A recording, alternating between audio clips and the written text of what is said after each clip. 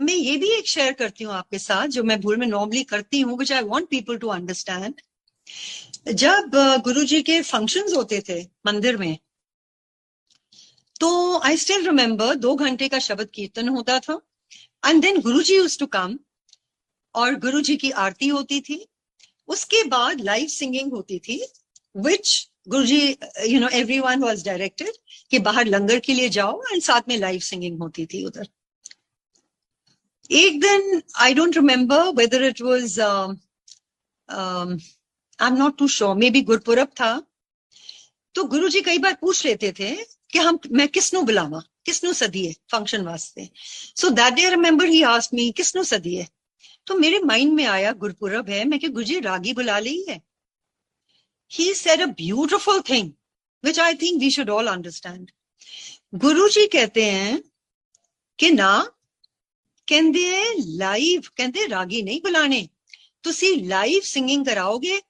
कहते मैं बैठा गद्दी ते, मैं सारियां नु ब्लेस करना है, मैंने सबको ब्लेस करना है, मैं गद्दी पे बैठा हूं। और अगर रागी बैठे हैं या लाइव सिंगिंग हो रही है, सबका फोकस उधर जाएगा, मेरे ते तो कोई फोकस नहीं आऊगा ना।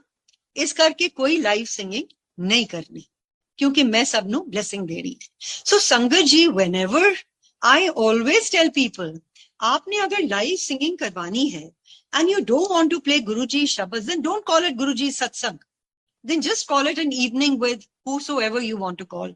क्योंकि अगर गुरुजी का सत्संग है तो उसमें गुरुजी के ही कीर्तन होना चाहिए। You want to have it for 1.5 hours, for 2 hours, that is up to you. But it should be only Guruji's shabads, and उसके बाद आपने जो कुछ करना है, आप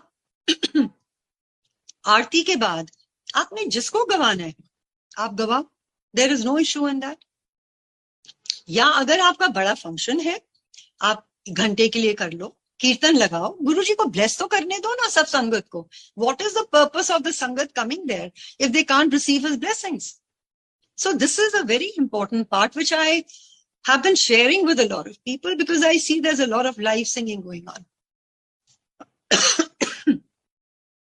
So, Jai Guruji auntie, I think I should wind up here. नहीं aunty, जय